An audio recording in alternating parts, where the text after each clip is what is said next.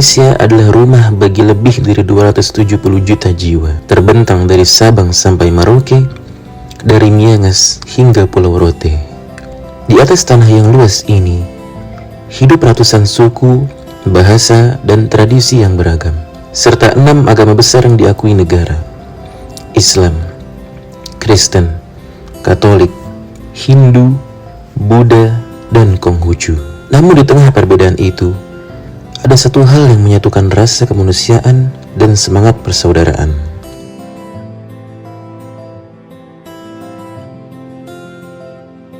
Sementara sila kedua menuntun kita pada kemanusiaan yang adil dan beradab. Dua nilai ini berjalan berdampingan, menjadi dasar hubungan antara agama dan hak asasi manusia di negeri ini. Indonesia bukan hanya satu bangsa, tapi juga satu rumah besar, tempat iman dan kemanusiaan tumbuh bersama.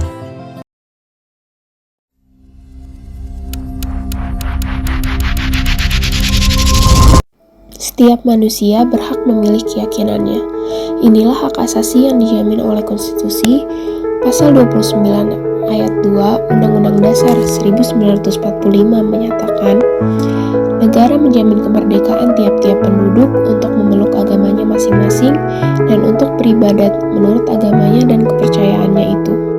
Artinya, setiap warga negara bebas untuk beriman, beribadah, dan mengekspresikan keyakinannya tanpa paksaan atau diskriminasi. Namun, kebebasan itu juga datang dengan tanggung jawab untuk saling menghargai perbedaan. Menurut data Komnas HAM tahun 2022, laporan kasus pelanggaran kebebasan beragama dan berkeyakinan di Indonesia menurun dibanding tahun sebelumnya. Ini menunjukkan bahwa kesadaran masyarakat tentang toleransi terus meningkat, meski masih ada pekerjaan rumah besar yang harus kita selesaikan bersama. HAM dan agama seharusnya tidak saling bertentangan. Keduanya adalah dua sisi dari satu nilai, menghormati martabat manusia sebagai ciptaan Tuhan.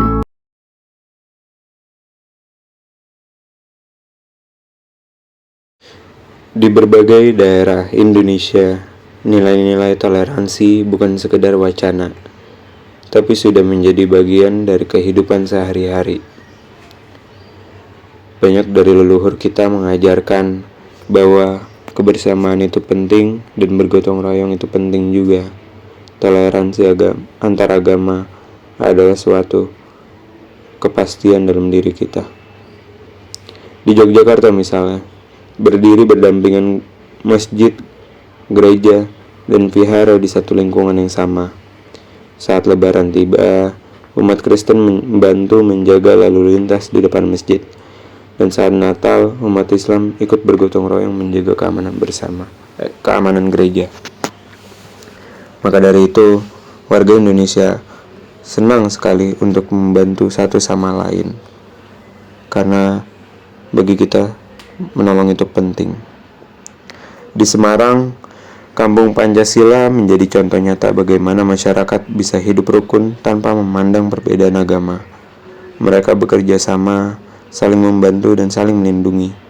Karena bagi mereka, persaudaraan lebih kuat dari sekedar keyakinan. Data UNESCO tahun 2022 menunjukkan bahwa Indonesia adalah salah satu negara dengan tingkat keberagaman agama dan budaya tertinggi di dunia. Namun yang membuat kita istimewa bukan hanya keberagaman itu sendiri, tapi kemampuan kita untuk menjaganya. Karena kita suka membantu satu sama lain. Inilah wajah Indonesia yang sesungguhnya. Sederhana, ramah, dan penuh rasa saling menghormati.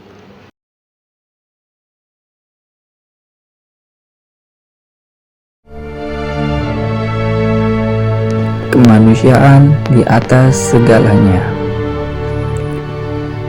Hak asasi manusia bukan hanya soal hukum, tapi juga soal rasa kemanusiaan. Menghormati HAM berarti menghargai martabat orang lain, termasuk haknya untuk beribadah dan mempercayai sesuatu yang berbeda dari kita. Tokoh bangsa seperti Gus Dur pernah berkata, "Tidak penting apa agamamu, yang penting adalah kamu berbuat baik." Kalimat sederhana itu menjadi cerminan nilai kemanusiaan yang adil dan beradab. Nilai yang tidak hanya tertulis dalam Pancasila, tetapi hidup dalam perilaku sehari-hari masyarakat Indonesia.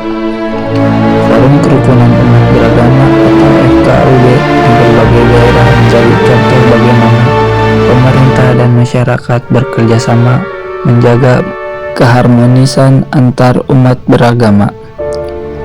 Mereka mengadakan dialog, kunjungan lintas agama, dan aksi sosial bersama. Dalam perbedaan, mereka menemukan kebersamaan, cinta pada sesama manusia, dan pada tanah air.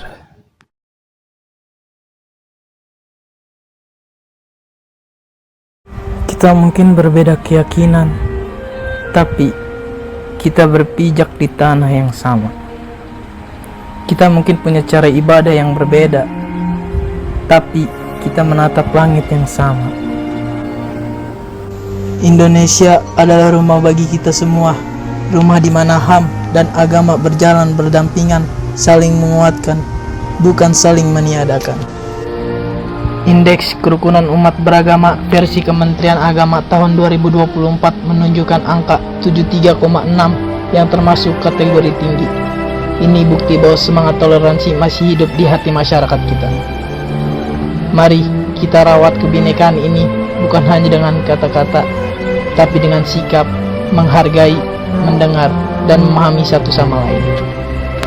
Karena di akhir hari, kita semua hanya ingin hidup damai di satu tanah yang sama, dengan banyak iman yang menyala.